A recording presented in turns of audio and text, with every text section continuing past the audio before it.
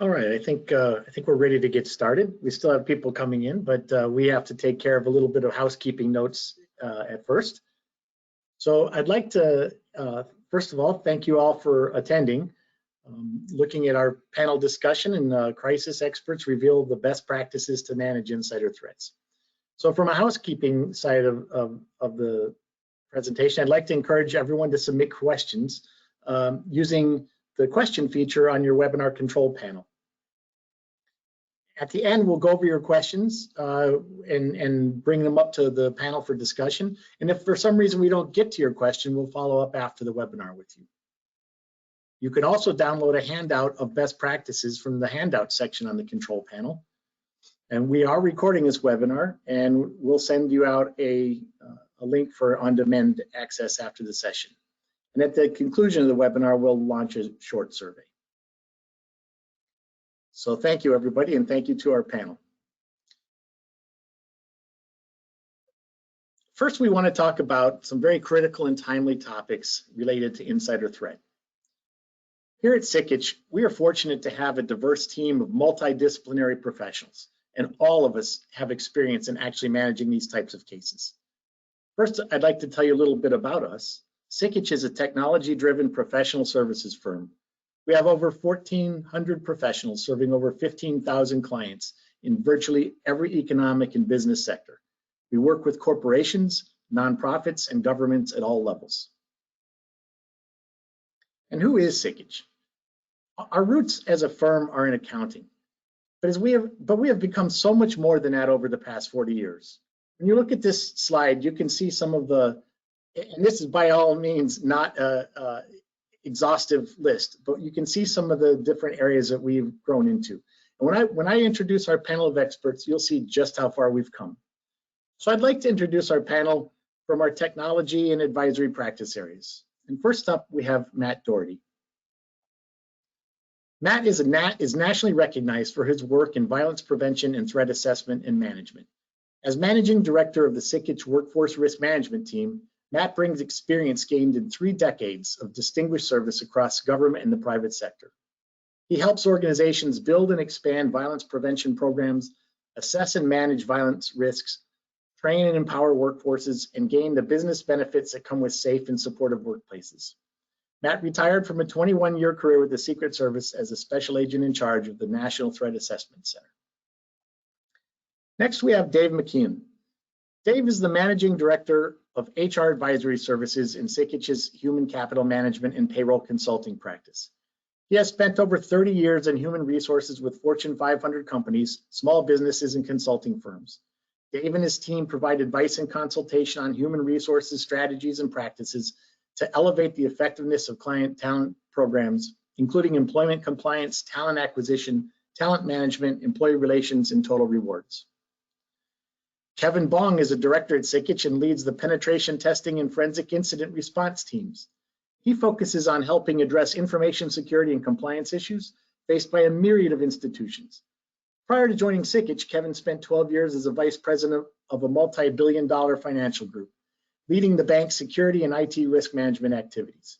Kevin is also the creator of the Mini Pwner, a pocket-sized penetration testing device used to gain remote access to a network. He's also an author, instructor, and speaker at conferences like RSA, DerbyCon, Secure Besides, and WACI, the Wisconsin Association of Computer Crimes Investigators. We also have Kara Hamstra. She brings 18 years of experience in B2C public relations with a focus on family brands. As a director at Sikich's in-house, the agency group, Kara has managed crisis communications for a wide variety of reputational issues, such as product recalls, data breach incidents, and internal employee issues. She provides communication strategy, media, messaging training, media relations and social media support, and messaging development. Kara has served as a speaker on such topics as media relations and influencer programs, and has provided her communications expertise to 2 Chicago area not-for-profit boards, Nourishing Hope, which was formerly the Lakeview Pantry, and Share Our Spare. And of course, I'm your host and moderator, Nathan Hunt, and I'm also part of the Sikich Workforce Risk Management practice. So thank you all for attending today. Now, usually when we open a discussion, we start with recent events. But in this case, not a day goes by where we don't hear news about cases of violence in the workplace or instances of insider threats harming an organization. And think about how your organization would respond if something similar happened to you and you suddenly find yourself managing a potential crisis. So insider threat, what is it? We're talking about sabotage, theft of intellectual property or other assets, espionage, workplace violence, and of course, unintentional. First, let's talk about that, because the insider can be a dynamic, ever-evolving risk to an organization's personnel and critical information. An insider who becomes a risk is someone who can use their authorized access, wittingly or unwittingly, to do harm through espionage, terrorism, unauthorized disclosure of information, or loss or degradation of resources or capabilities. We use the term insider risk rather than threat because we're really putting the emphasis on prevention. But the consequences are very real. They range from financial loss, legal action, damaged reputation, decreases in employee morale, and internal conflict. So how do we detect a potential concern? We're looking for behaviors of concern, observable or vocalized stressors, conflicts, disturbing social media posts or threats. So how do we protect against it, and how can we identify a potential concern? So insider threat security practices are shifting from developing profiles of perpetrators or relying solely on technological solutions and making the shift to a more holistic approach. Because insider threat is a people problem, and that's first and foremost something to remember. Therefore, we also look to include the behavioral sciences and observe behaviors over time. So whether negligent or malicious, insider threats pose serious security risks to an organization. The ability to proactively evaluate, identify, and mitigate workforce issues is crucial to ensuring a safe workplace. Knowing and recognizing warning signs posed by malicious insiders is critical to prevention and mitigation. These potential warning signs or indicators may include, but are not limited to, things like conflicts with coworkers or supervisors, chronic violation of organizational policies, non-compliance with mandatory security training and assignments, disciplinary issues. We're talking suspensions, reprimands, reductions in title or pay, and of course concerning social media posts or threats. And really we're looking for those observable or vocalized stressors, which may include professional, personal, financial, or unmet expectations that could increase the risk of an insider taking hostile or malicious action. For the panel discussion, our experts will show how they detected, managed, and defused crises in 2 real-world incidents. We used a multidisciplinary approach to risk management like this one, and we find that it's critical in an insider threat scenario. So our first scenario, we're talking about a key IT staffer suspected of embezzlement. This is a high-level trusted employee, and he was found to be purchasing unnecessary equipment and then selling the equipment on eBay to the tune of about $500,000. This staff member had super user access to critical IT systems, network equipment, and backups, and possessed specialized institutional knowledge not documented or known by others. So with that in mind, Kevin, can you share how this was discovered? Sure, thanks, Nathan. Yeah, what we do know is it was an anonymous tip to a Crime Stopper service. There was some thought that it could have been like a coworker who saw something but was hesitant to report because the individual was a longtime employee trusted by everybody in the organization. But there were also some indications that he may have just brought attention to himself by selling items at basically too good to be true prices on eBay for new equipment. Right. Well, with that in mind, Kevin, were there procedures in place that would monitor these types of purchases? There really weren't. You know, the organization had the obvious like accounting practices to know that people weren't embezzling money. But after invoices were paid, there weren't really any underlying processes to confirm that purchased equipment was actually needed or that it was installed after it was received. Okay. And then, Kevin, once you heard about the situation, how did you triage this? Well, yeah. So we were brought in at the same time as law enforcement. They were, you know, going to work with the individual, and we were assigned to work with the network. And as you can expect, you're starting with nothing. We had a number of goals of gaining control of the environment, keeping it up and running, and at the same time securing it. We don't know what this person may have left behind, some kind of back doors or something like that. Creating an inventory for law enforcement so they can understand what was taken and what was actually there.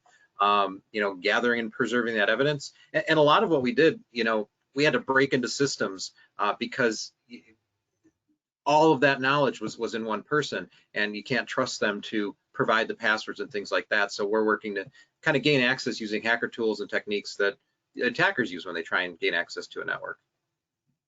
Okay, well, thank you, Kevin. But, Kara, once a case like this hits the hands of law enforcement, it may even get to the press. What are the implications for a communication strategy?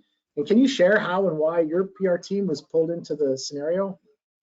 Yeah, so after most of the details came to light, the city manager, who was really left in charge and who we were working with, realized that he would need help communicating about this issue to a number of important key stakeholders.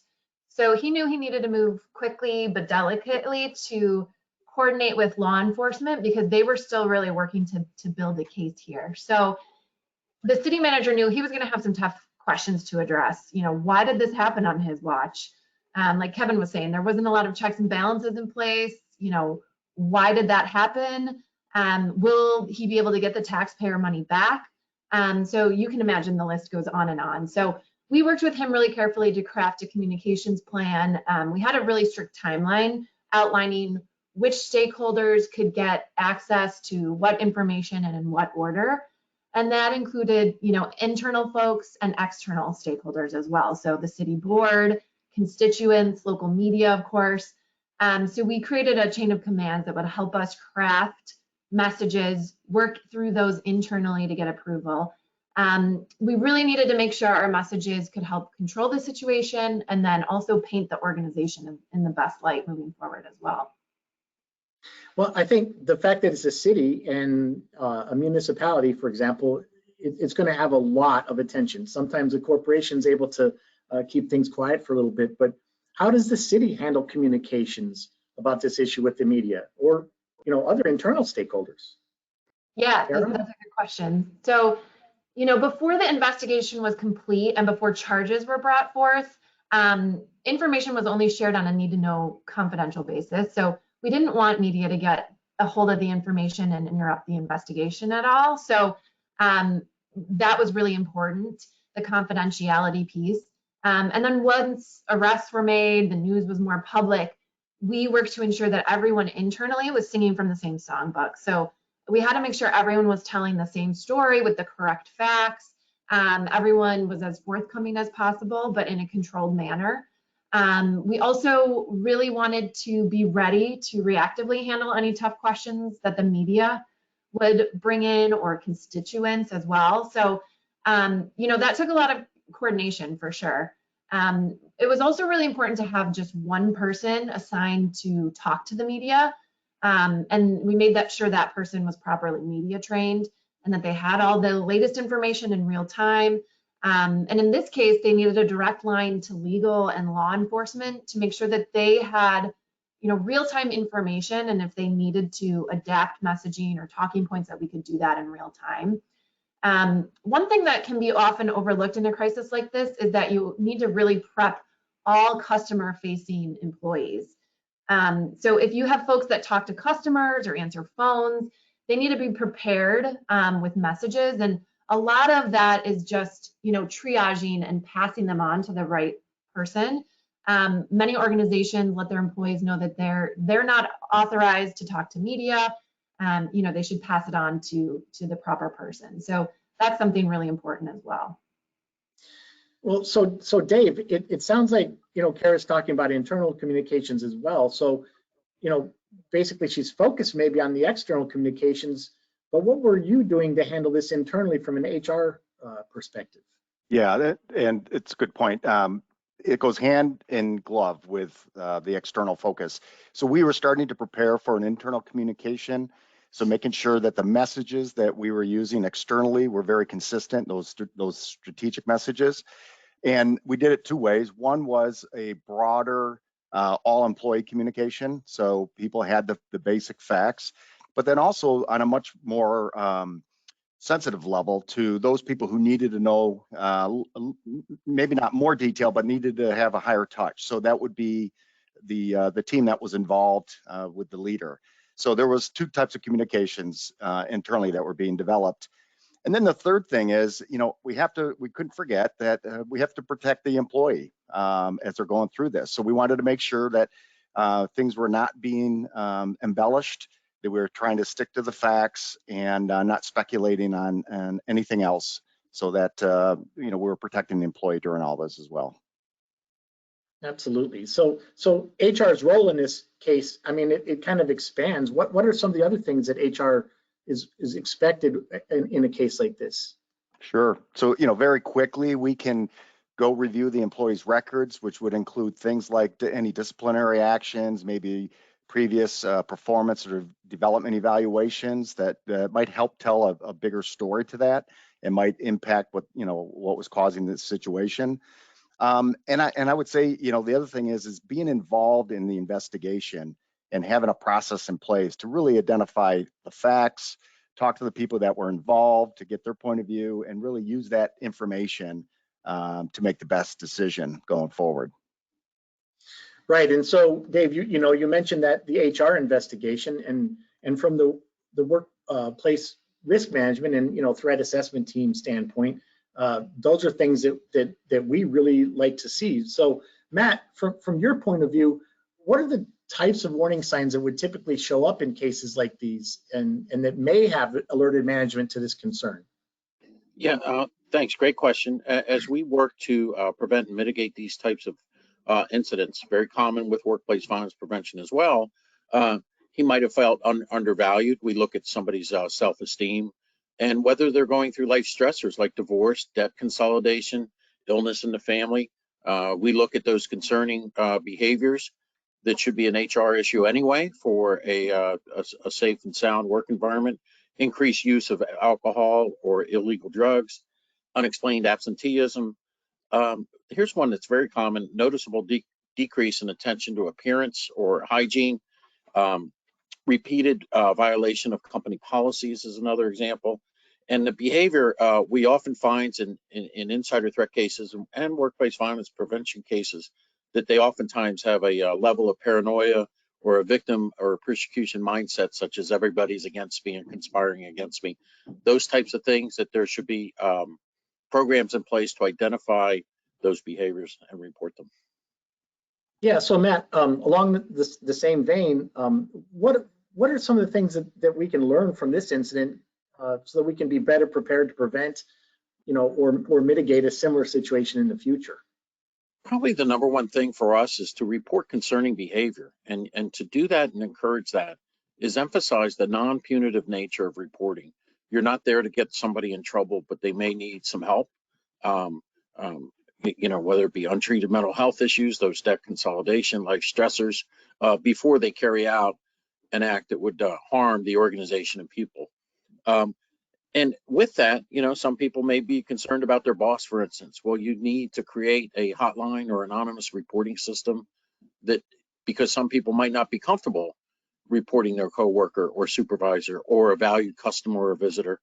And last but certainly not least, the phenomenon endorsed by many organizations is the interdisciplinary management team, composed of HR, legal, security, in this case, certainly cyber, to ensure when you get a case of concern that people can put pieces of the puzzle together. So we train threat management teams constantly and oftentimes serve as ad hoc members of that entity as well, but that's a best practice as well.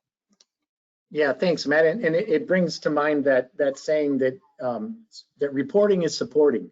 The earlier that you get some of these reports, the quicker you can turn things around without, before it becomes something that really needs to be addressed at a kind of at this level. So the earlier the reporting, the more you're supporting. Right. Dave, do you have anything to add to that with, for example, in the reporting area? Yeah, so you brought up a great point, Nate, because when something is announced, there's that early intervention that needs to occur in that investigation. So we can help with that very quickly. Also, there's a lot of different employee training that can be offered to employees to help employees manage stress, for example, promoting positive work environments. So those kinds of ongoing trainings can also, help employees either on a prevention side or dealing with situations like this. Another thing is there's a lot of companies that offer the employee assistance plans, and that is often one of those things that is most underutilized of all the benefits. So clearly, using that EAP, communicating what the EAP can do is very helpful, because it'll cross multiple topics like handling, how to handle your credits, how to handle a burnout situation, how to handle family issues. So we would strongly suggest promoting the EAP if you have it. And then, also, updating the policies in employee handbooks. It's always good to do that on an annual basis and reiterate that with employees so that they know what the avenues are for reporting and handling of situations like this. Right, exactly. Very, very important point there. And Kevin, from the technological side, what would be some of your takeaways here? Yeah, this is interesting because you've got two different goals here to improve your security posture. One, to prevent this type of embezzlement of equipment, but two, to prevent this type of situation where all of your critical knowledge is in one person who's now not available to manage your environment. Luckily, a lot of the controls you put in place address both. Things like a separation of duties or shared responsibilities, where not just one employee is always deploying the network equipment, but that's handed off. That will help both stop or detect unauthorized activities, because you got a second set of eyes on things, but it also distributes that critical knowledge, so it's not just in one person. In addition to that, it's really working to make sure policies and procedures are documented and enforced. Things like, where are our privileged passwords kept and who has access to that file? Not just one person, we know where to find it. How is inventory tracked, and make sure that that's actually being done. And just other general documentation about the environment. If that's kept up to date, then you've got a chance to verify the accuracy at any point in time, and a easier ability to respond or recover if there's a situation like this. And then on top of that, you can add things like monitoring and logging. Making sure that your systems are having good audit trails, logs, so you can go back and look at what people have done when a situation like this occurs, and maybe even looking at like automated services, a managed security service provider that might even identify some suspicious activity from logs, before a person would notice it. Right, and actually with Sikich being an accounting firm, we're used to audits. And fraud prevention is much the same as what you mentioned about enforcing separation of duties and least privilege. So we could have added an accountant to our board as well. But Kara, from your perspective, what do we learn from this one? Yeah, so as I think we've mentioned a few times now, the city lacked really any sort of not only response plan, but there was just no chain of commands or process. So kind of similar to what Kevin was saying, this is something you can think about ahead of time. We strongly recommend developing some sort of crisis communications plan before a crisis hits. So, you don't want to be running around as soon as your house is on fire looking for a fire extinguisher. These are things that you can do ahead of time. Make sure that you've got the right folks on your crisis team, whether those are internal folks, already on staff, HR, legal, cyber, all of that, or do you need to outsource some of those? That's something you should do now, not Googling when crisis strikes. So you really want to think about that. Also, when it comes to media, make sure you're working to maintain a positive relationship with media, now in the moment. If you work well with them before an emergency hits, build trust, build an open line of communication with them, it will make things a lot easier to maintain that good relationship under fire. When a crisis is happening, they'll come to you, they'll know who to come to when they need communication or a soundbite for a story. Something else to keep in mind here too, we mentioned that this was a crime and it ended up going to trial, which turned into a really long process. So there was a lot of moments in time that sort of reignited the media's interest, constituents' interest. So it would raise new questions or concerns. And the city manager would pull us back in for those milestones to help him, revisit, update messaging, provide support as needed. So this was really an emotional and critical time for a lot of folks. We had to get it right. There was a lot of coordination, and they really needed some help to handle this PR effectively, to make sure that they were really mitigating further damage to their reputation. Right, and Carol, I know we spoke earlier about some of this, and it's that, even having media trained spokespeople, which is, very often overlooked.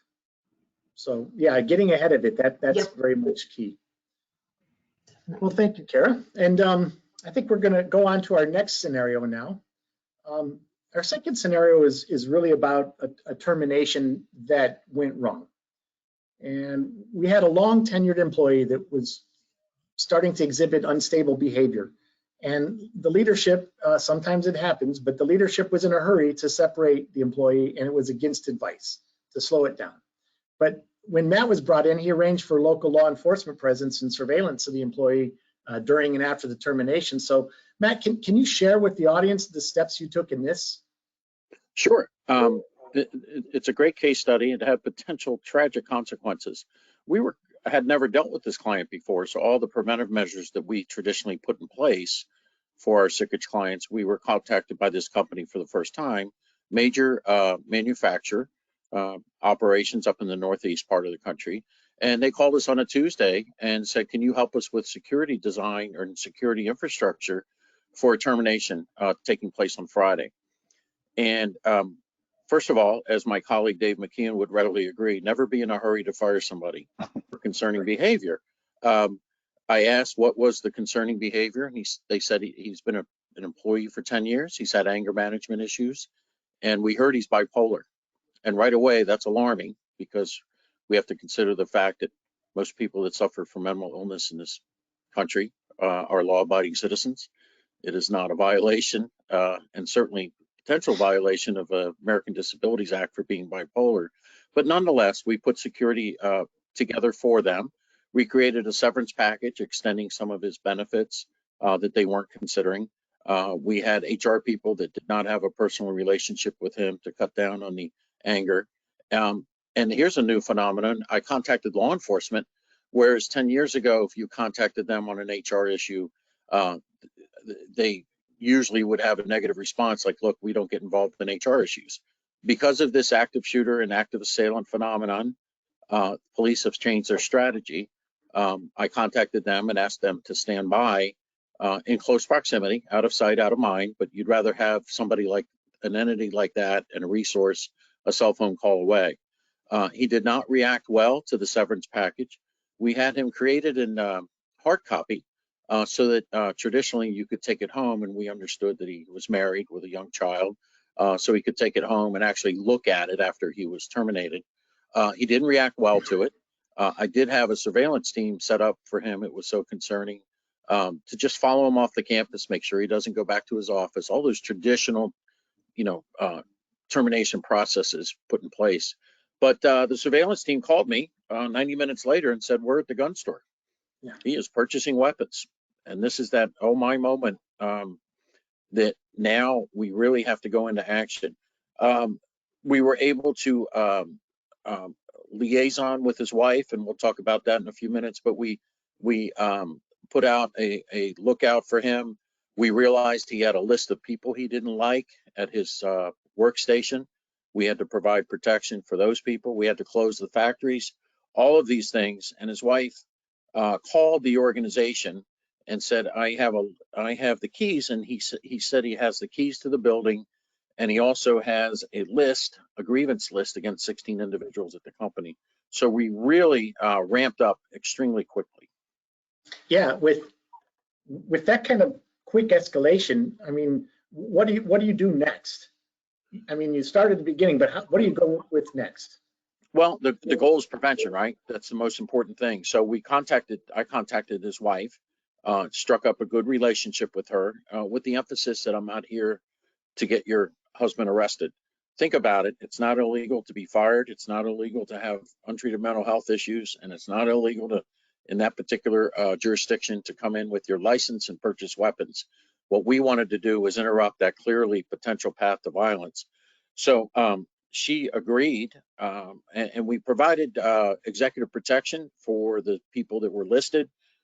We closed all those worksite plants, but most importantly, his spouse, who loved him very much, could not believe this was happening to her. She said, "I love my husband very much. He was off his medications. I wish somebody had just asked the question, why? And why wasn't there a program to get this person get my husband in a safe place?" She agreed to get a court-ordered mental health treatment. I had the police escort her based on my experience in the Secret Service. It's a very common tool to use to get those weapons legally taken away. Once you have a court-ordered mental health treatment, now you have some jurisdictional firewalls to place. We implemented social media monitoring, and once we located that subject, which was a saga in itself, we were able to contact his sister.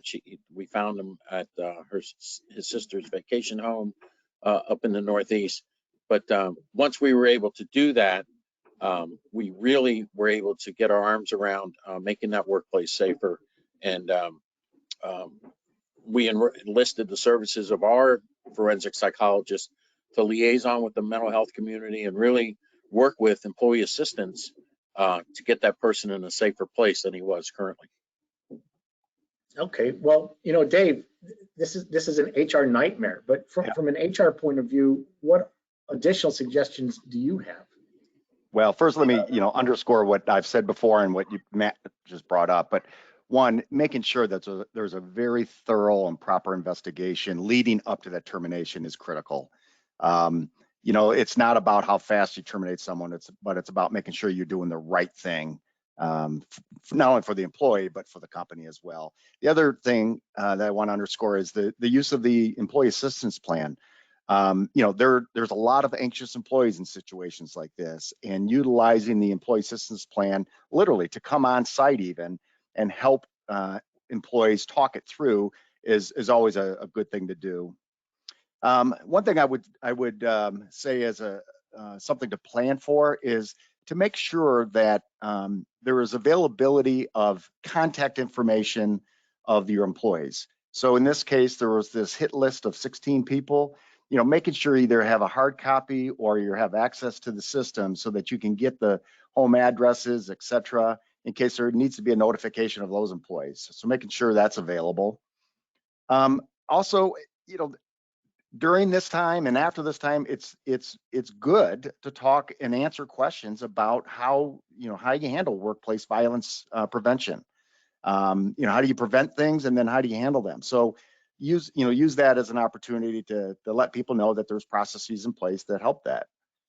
And and then lastly, I'll say, and this is just good management 101, it's have an open door policy whereby people feel that they can go talk to anyone, quite frankly, anyone in a leadership position to talk about a concern, even if they don't want to follow the proper procedure. Having that open door policy really helps prevent things like this from occurring. Yeah, Dave, and I like how you talk through things like establishing victim assistance program, because this particular case was resolved peacefully, thank goodness. But that doesn't mean that employees haven't been traumatized, by it and how close they may have felt to come. So I really appreciate that point as well.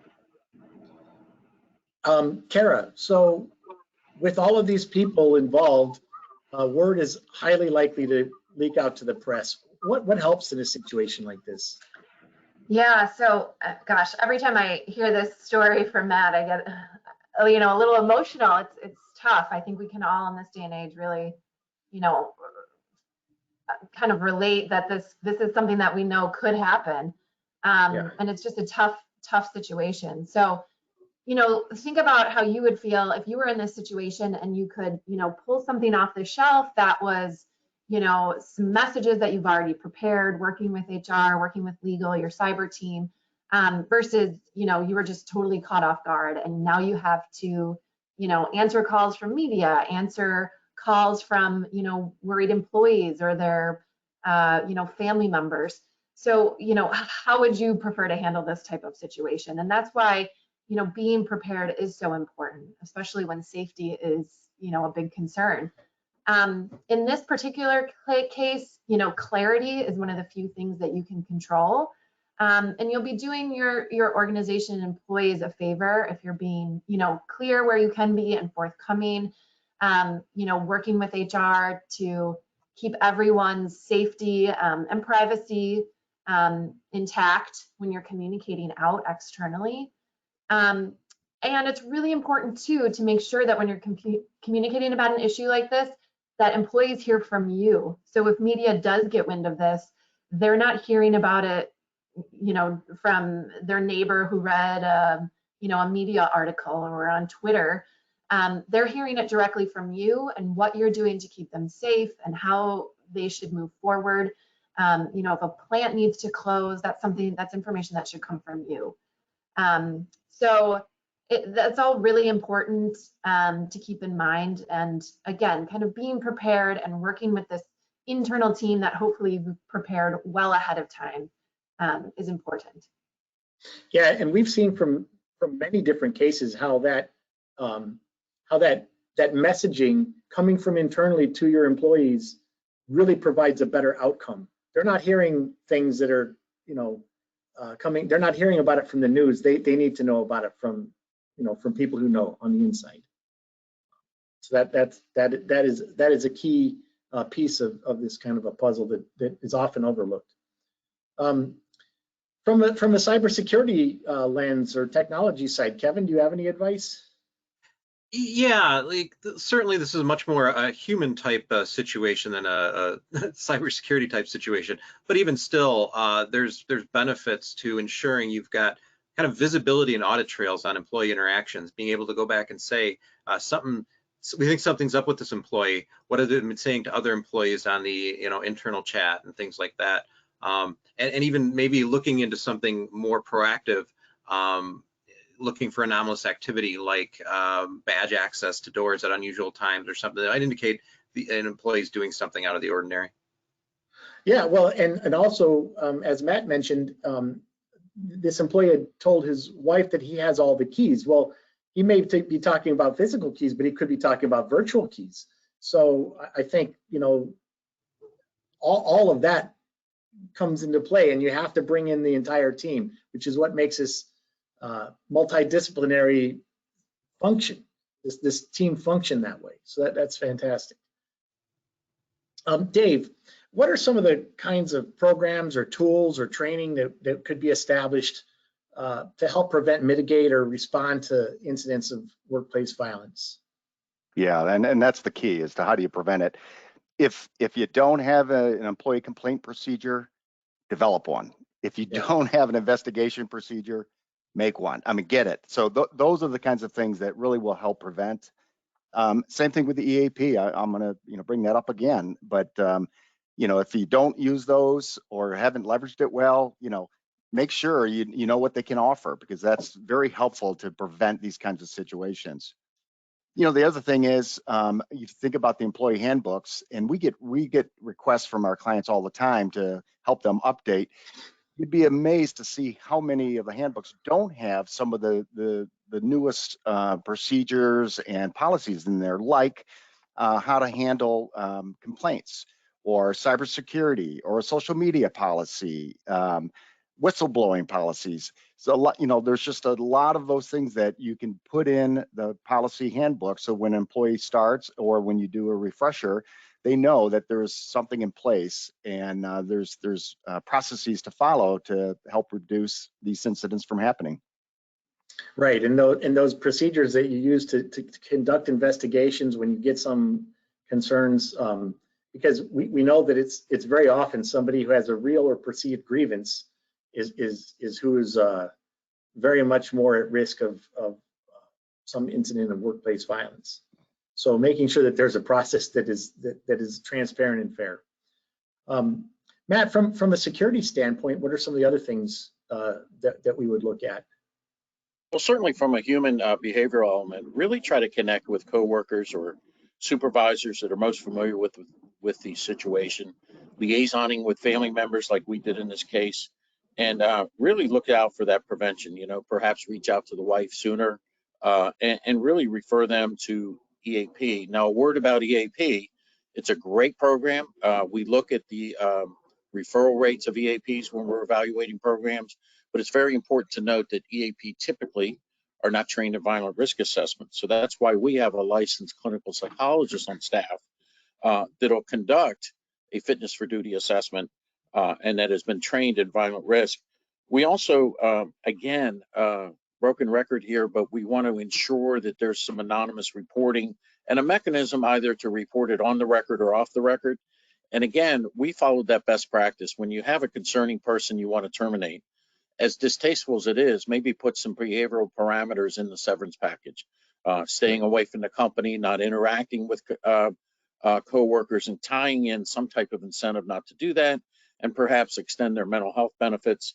But again, when I spoke to the CEO the next day, back to Kara's point, there was a bad communications until we came to get that message out to the employees. His biggest concern, besides the fact he was very grateful for lives being saved, nobody was hurt, was the fact that people didn't want to go back to work. It was totally disruptive to the workforce, and it received a lot of national media attention. And to have that crisis communications plan that Kara is such a proponent of, to get the word out there in advance and already have those pre-existing relationships was just critically important in this case. Yes, I think, Kara, you had mentioned earlier about, you don't want to be looking for the fire extinguisher when your house is on fire, right? So, you mentioned both the reactive elements of, communication and messaging, but then those proactive ones. So from a PR perspective, what are some of those proactive measures that could help an organization manage and communicate during an incident like this? Yeah, so I mean, I like to say crises are not a great place to learn on the job. Get experts in your corner ahead of time, even if those folks are just on speed dial. Make sure that you have the right folks ready, that you've had conversations with them. So generally, to prevent a crisis, you don't want to be caught surprised. Listen to your customers, your employees, stakeholders. Watch trends. PR people like me, we do a lot of time reading the news, making sure we have our nose to the ground, sniffing out potential issues. Obviously, you can't always sniff those out ahead of time, but you might be able to find some. It's also a good idea to hold regular meetings with key management to prep for these types of situations. And to talk about anything that might be bubbling up. So in addition to prepping a crisis communications plan, think about these regular kind of communications meetings. If you have good news to share from your organization, you're going to pull in your PR, communications, or marketing team anyways. Think about those times that, maybe something negative is also about to happen, and pull them in as well, so that you're ready. You can have baseline messages ready, 75% probably. Ready to go, that you just need updating with the actual details of what's happening. You don't want to be on the outside watching a crisis take down your business. It's too late to think about it when the time happens. So a few steps of preparation, some self-reflection, and what your organization is doing can really help strengthen your business as well. Not just help you be prepared, but also strengthen your business in a big way. Yeah. So sometimes we put together, well, very often we recommend it, but sometimes we also put together and host tabletop exercises, where we'll develop scenarios and then have each one of the team members, are working through their piece of it. And when it comes to crisis communications, Kara, I think it often brings to light that very often organizations bring that communication plan in as an afterthought. So do you have suggestions on how to get that into the forefront, or how to kind of change that mindset? Yeah, I mean, I like to always share numbers and details. If you're looking to kind of convince someone that we should put money on this, there's a lot of money that can be lost if your reputation goes south. So managing controlling the message, controlling your reputation might be all that you have if a big crisis happens. Whether that's a product recall and your product is no longer, you're no longer able to sell it for a time, whether that's a data breach and you've really damaged your relationship with customers, or it's internal. Really, all you have left is your reputation. Right. So think about that from a number standpoint if you have to. If you're trying to convince, your CEO or your boss, what's going to be left for your organization if any of these terrible things happen. Right. At the end of the day, I think money usually speaks. Right. Yeah, absolutely.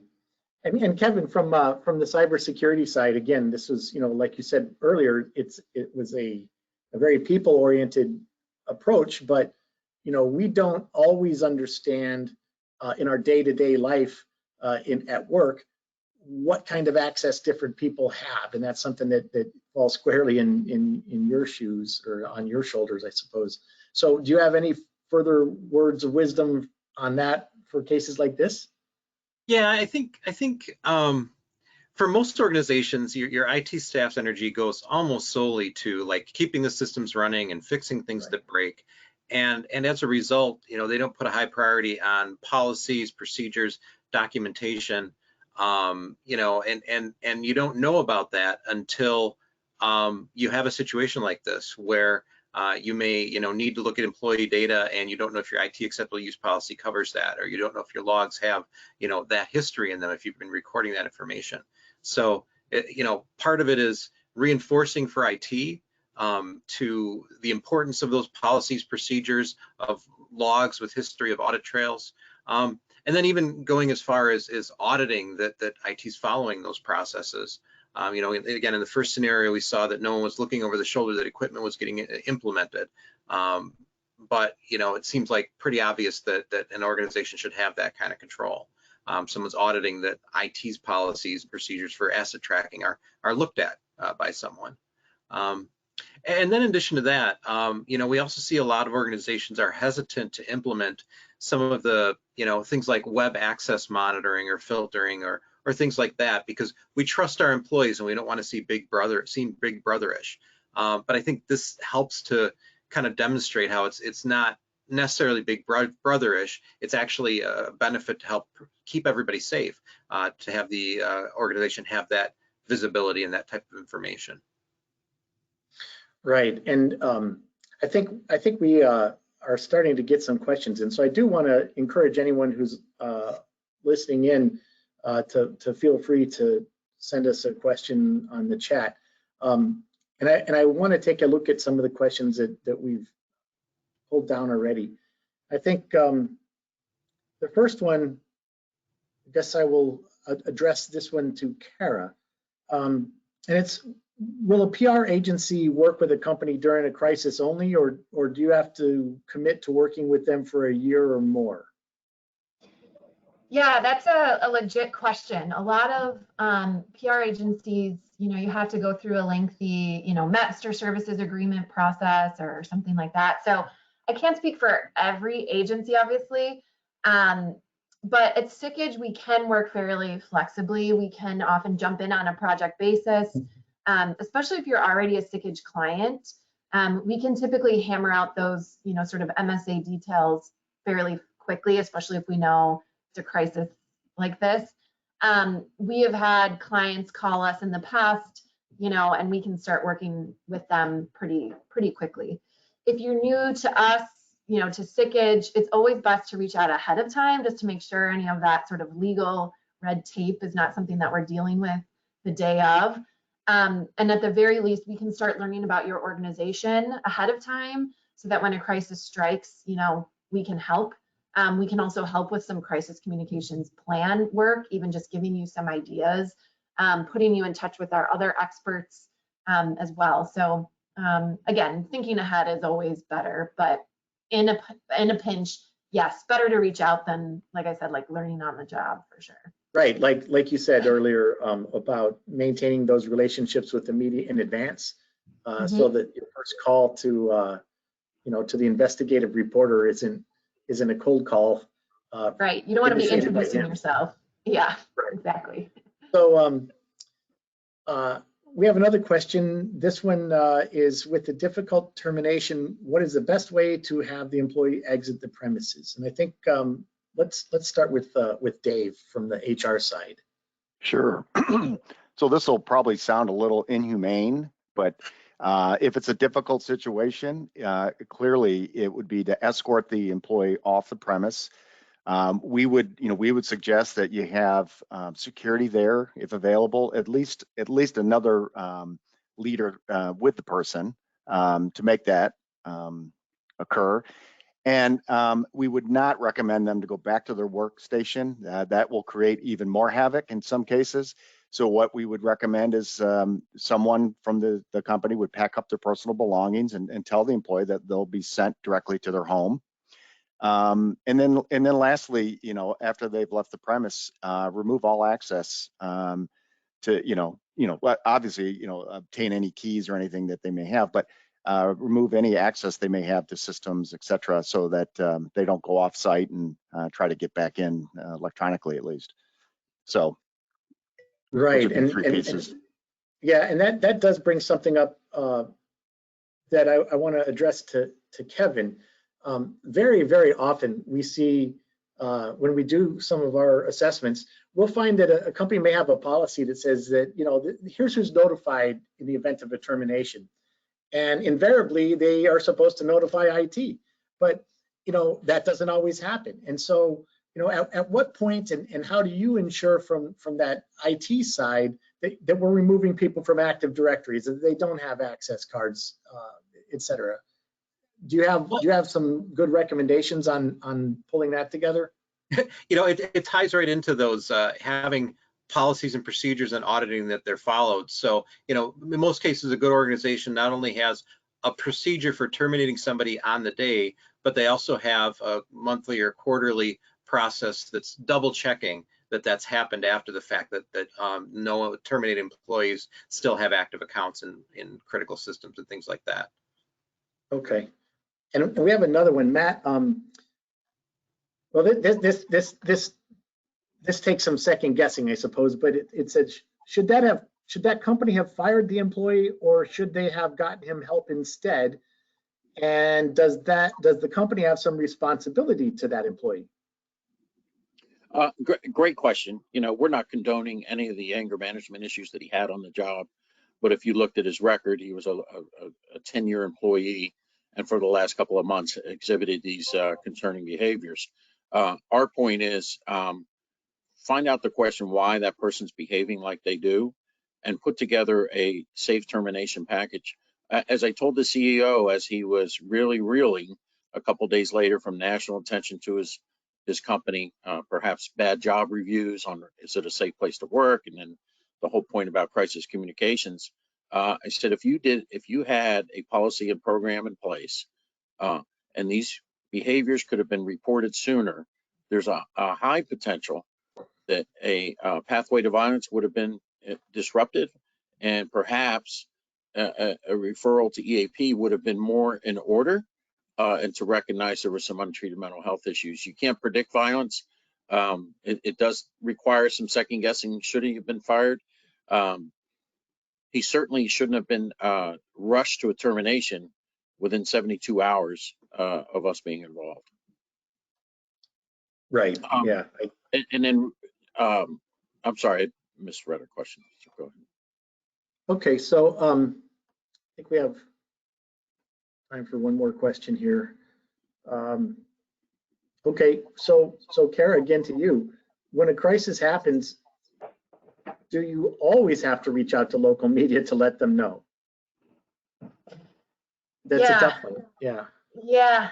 The first thing we think about when we're developing a communications strategy is, how you're going to react. So reactive messages, and then also a proactive strategy. So what are the things you need to do to, proactively get out there, control the message, be the one telling the story, ensure folks hear the details directly from you.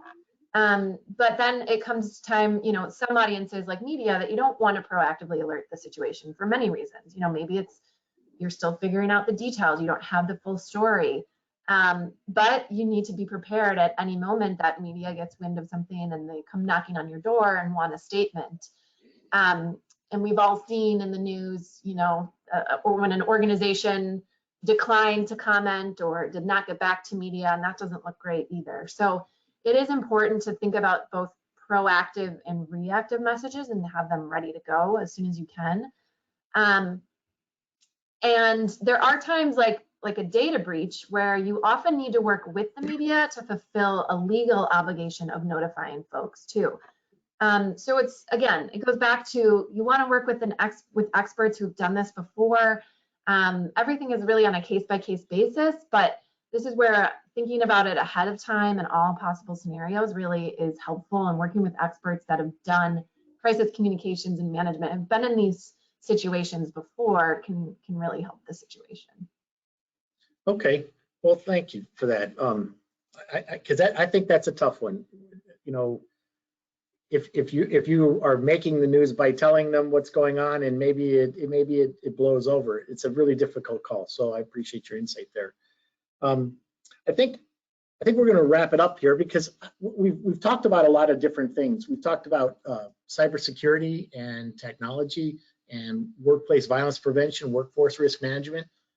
We've heard about our human resources and advice from that section. And then again with Kara, crisis communications, media relations, corporate communications. So we've had this opportunity to speak to some of our experts here at Sikich, about detecting and diffusing insider threats. And we've seen some commonalities about the both response and prevention in these two very different cases, but both show really the communication between multiple disciplines in the organization leads to better outcomes. So, from our standpoint, the most important message to take away from this is how you can be proactive in your prevention efforts and put them into practice, train to them, and hopefully prevent an incident from occurring in the first place. And some of the key points we've covered today are listed in our handout. Contact information for our experts is in the handout. When we put together this multidisciplinary panel scenario here to go over some of these key points for you, and we are standing ready to help at any time. So give us a call. Hopefully sooner than later. And I do have a few final housekeeping notes after thanking everybody for your time here. As a reminder, please complete the survey that pops up after the webinar, and we'll follow up with you with any answers, answers to any questions that we weren't able to get to. And as I mentioned in the beginning, our session's been recorded. We'll send out a link to the recording in case you have somebody else you think might benefit from this. And we just really want to thank you for attending, and have a great day.